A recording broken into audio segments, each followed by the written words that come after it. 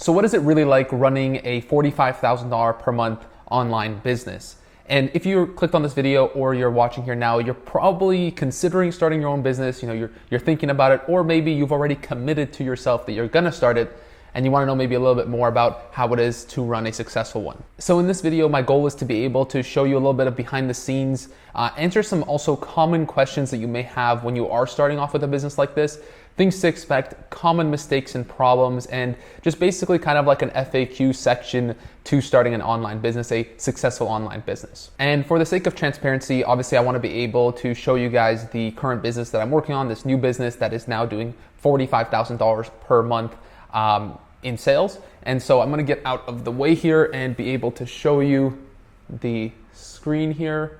Hopefully you can see that. Hopefully it's not too blurry. I'm trying to get out of the way so it doesn't focus on me. But as you can see over there, it is at $43,900 for the month.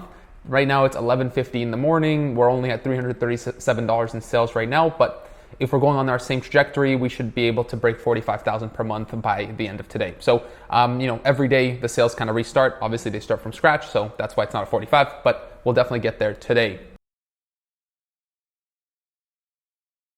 Now let's dive into question number one, which is what do I do personally? What is my online business? How do I do that? And then what should you do if you are starting off? What kind of business should you start? What I do is I sell on Amazon. And for those of you who have watched the channel for a little while, you probably know exactly how this works and the whole process behind it. I share a ton of videos on how to start this business. But essentially what it is being able to source products from overseas and then selling them to consumers. I personally focus on the US marketplace.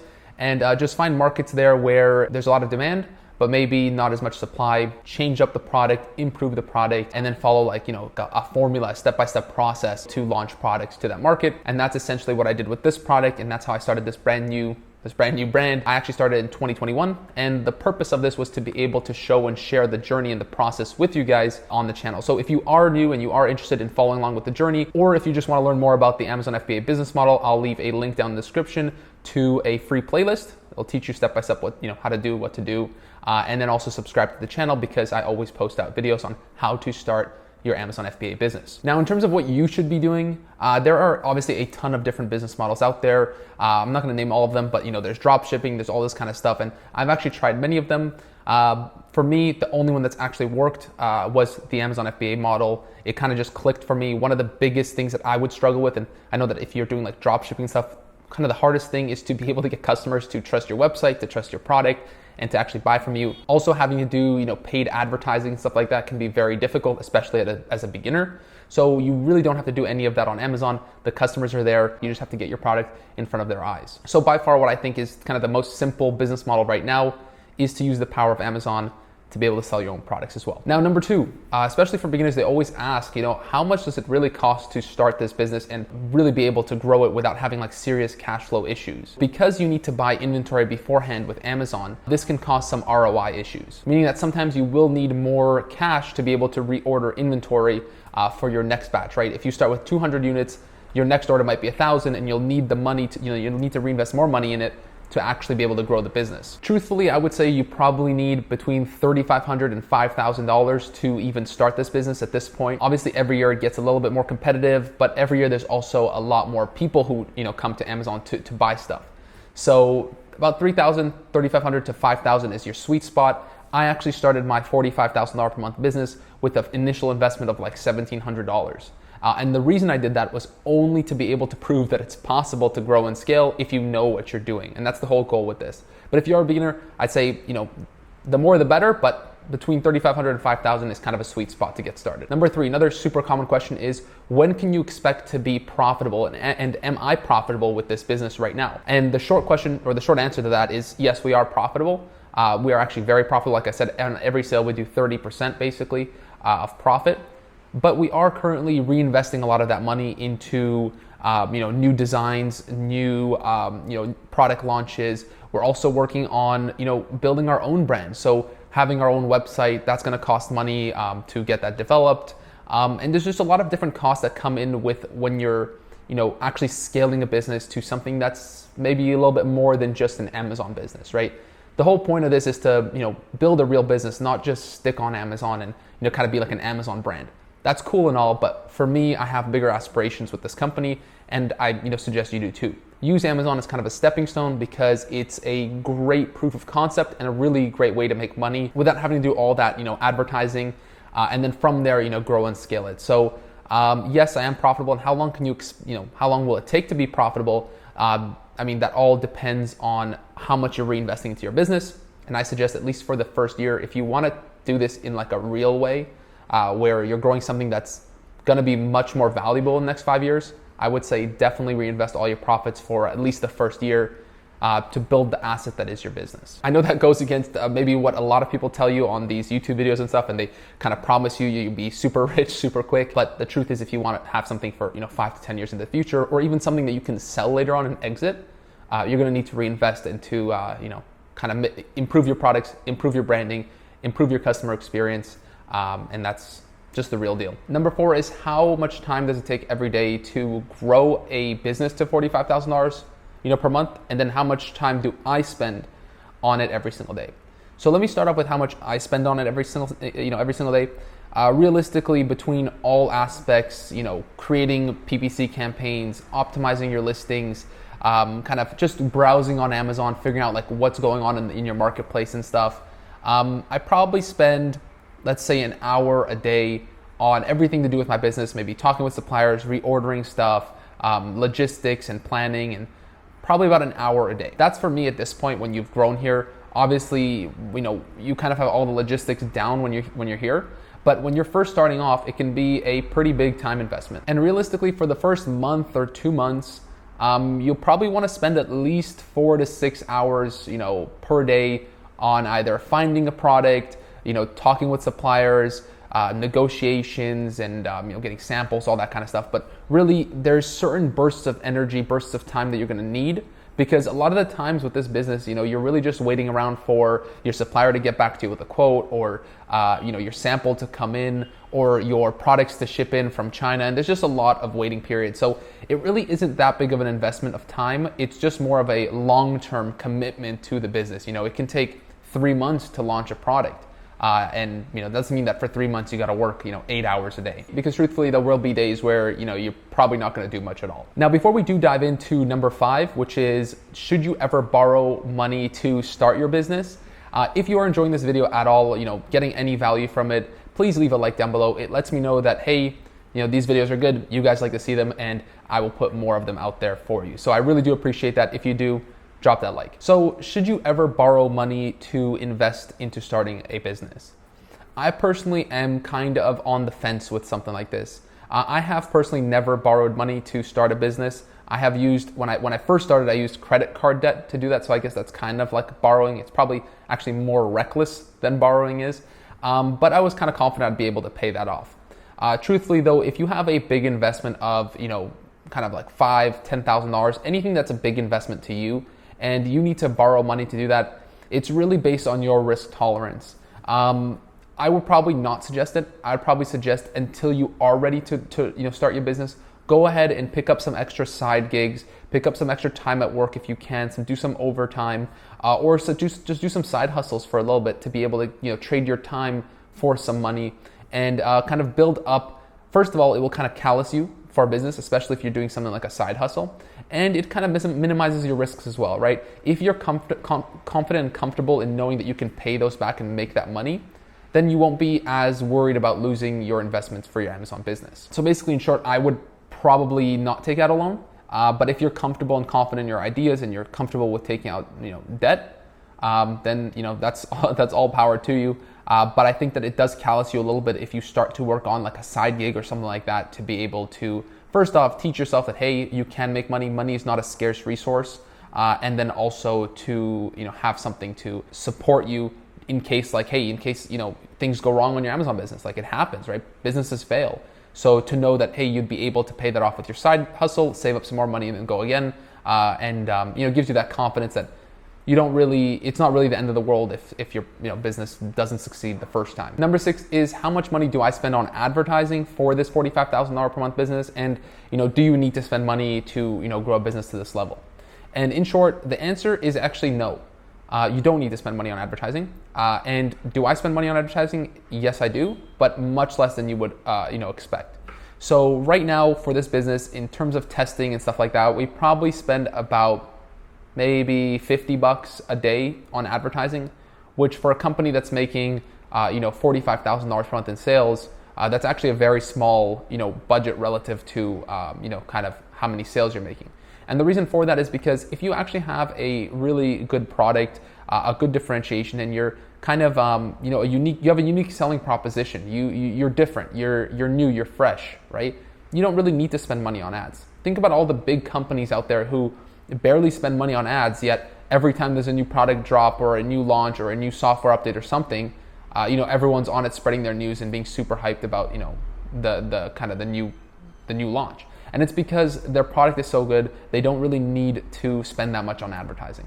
However, if your product is good and you're good at advertising and you can advertise, that's also kind of a bonus, and that will help you scale and grow your business. So definitely, if you're doing both, that's the best. And that's exactly where we're going. It's just right now we are kind of limited on stock, and so we can't really spend too much on advertising because if you're limited on stock, it's the supply and demand thing. There's no point spending on ads if we can't fulfill all our organic orders right now. But in the future, we're definitely going to spend a lot more on ads and a lot more on scaling and growing the business. Number 7 is, should you outsource things in your business? Maybe things you're not good at, and do we outsource stuff in our business? The first part of that is, should you?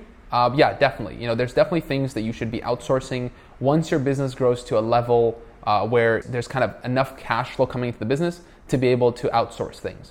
If you're, I'm a strong believer that if you're not profitable yet, or if you don't have, if you haven't proven the demand for the product, you shouldn't really be spending any money on outsourcing anything. One of the biggest mistakes that people do is they outsource things like advertising, they outsource things like branding, marketing, and those things are really hard to outsource unless you have a clear vision, a clear kind of understanding of what your business is first. And that's why I'm a huge believer in understanding your business first and then being able to outsource that. It's a much more effective strategy, right? For example, if you have no idea how to use Facebook ads, or you have no idea how to use PPC or anything like that, it's not always the smartest decision to outsource someone to do that, because in my own personal experience, 99.9% of people have no idea what they're doing. They claim that they're experts, they claim that they can do all that stuff, but they have no idea. They have no clue what they're doing. So what ends up happening is you spend a lot of money on people who are clueless, you get no results, and then you're back at square one. So a lot of the times it's nice, especially if your company is small, to be able to learn these tactics and skills yourself, and then be able to kind of vet people and to test people and to help people with different kind of branding strategies or PPC strategies or marketing strategies. And because you have that experience, you're able to see, hey, does the person I'm talking to, is the person I'm talking to have any idea what they're doing? Or are they truly just, completely clueless? Because if you're just as clueless as they are, then you have no idea if you're talking to someone that's just, kind of trying to swindle you, or someone who knows what they're doing. So I would definitely say at first, until you have some profit coming in, learn the skills yourself. There's no better investment that you can make except for the investment in yourself and building your own skills. So I would definitely say do that first. Once you have a profitable business, like for example, for my situation, right, we are now looking to outsource some things so that I can better allocate my own time to the things that are more important to growing in this business. So that's my 2 cents on that. Number 8, should you start with a partner or should you start by yourself? And this is a kind of a difficult question to answer, but I'll give you guys my opinion. For if you're starting from the first, both of you guys are complete beginners, you have no experience in business, I would probably say do not start with a partner. The reason for that is because you have no idea what your own skills are, you don't know what their skills are, and you don't know how you guys are going to work together. You've never had a business, you don't really know how it is or how it works. So probably not the best idea. However, if you do have some experience, you know what your skills are, you know what your kind of strong suits are, and you know what their strong suits are, you can find a better partner, someone who will better work with you. And I know a lot of the biggest business in the world have been partnerships because it's two very driven people, very kind of people who have their own strong suits that come together and kind of build a really good team. The last thing you want is to partner up with somebody who may not have the skills that you need for the business, or even if they have just the same skills as you do, you guys don't really complement each other, and it may be very difficult to fill holes in different parts of, let's say, each of yours, game in terms of business. So if you're a completely beginner, you've never done it before, in short, I'd say learn by yourself first, start a business yourself first. If later on down the line you want to bring on a partner, or you want to start another business, you can always do that at a later point. And I know that can be scary because a lot of the times what a business partner does is it kind of like mitigates the risks and makes it feel like it's less risky for a beginner. But that's just kind of what I like to call a dilution of responsibility. Yeah, you definitely don't want that. Go ahead, like I said in the last point, build out your skills, learn who you are, learn what your strengths are, and make some mistakes. That's fine. It's going to happen. So just start on your own. Number 9, which is probably the most difficult question I'm going to cover here, and that's, when is it time to stop or give up and kind of move on to the next step? This is something that I've worked with a ton of students in the past, and this is something that I try to help people with because no one can really know the answer to this question. But there's always going to be a point where the business might not be going in the direction that you want, and if you've truly tried everything that you can to get the business going right, then it might be time. What I mean by that is this is kind of like an example I like to think of. For this brand and this product, we launched the product, and right away, it was kind of a success. Right away there was demand for it. People were making sales, and it was slowly growing. There was you could tell that you were kind of, if you think of it kind of like a river, you were going with the flow. The flow was almost pushing the product to success. If you're in a market where you feel like everything you do, you're fighting against the current, you're fighting against everything, you're just pushing against all the factors, and everything you try, nothing works, at that point it may be worth it to take a step back and maybe go in a different direction. Because success, while I used to think like you need to work super hard for success, you need to be the fighter, you need to be someone who hustles all the time and stuff. But the truth is, when you're doing something right, it should be almost effortless. It should feel effortless. And to grow this business, while there were times that were very challenging, for the most part, if you take a step back and you look at the full picture, it was fairly effortless. And that's because of obviously the knowledge that I have and the experience, but also because when you're doing things right, they feel like that. So before you think about reinvesting more money and putting more good money after bad, maybe take a step back, look at the whole thing, your whole journey as kind of like a picture, and try to understand if this whole time you've been pushing against the current, and maybe it's time to pivot and go down maybe a different like brand or a different product or kind of a different space where you get more success. So there's been many times where I've had to do this, and I'm sure there's going to be many times that you'll have to do this. So it's just about catching the right time where you don't, like if you have like $5,000, right? You don't want to keep investing more and more money into a product that's not going anywhere. It's probably better to take some of that money, sell out of your product, make a little bit of money back, or even break even, take that money and invest it into something that will bring you some success. Also, if you're actually interested in starting an Amazon FBA specific, online business, definitely head over to freedomfba.com or hit the first link in the description, and it will take you to my Ecom Limitless program.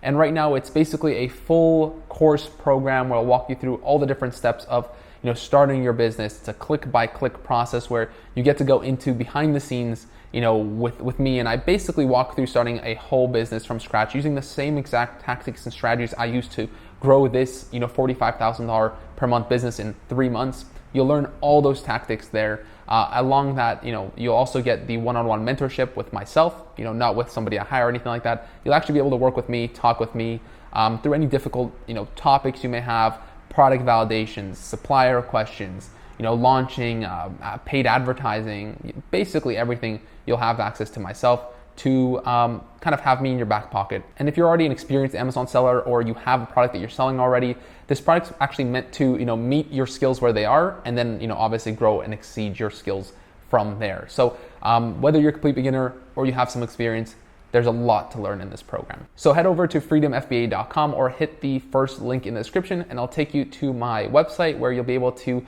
see and learn about some of the other students that we've had, some of their success stories, and what other students have to say about the program, and obviously the mentorship. So hopefully you enjoyed this video, and I'll see you guys in the next one.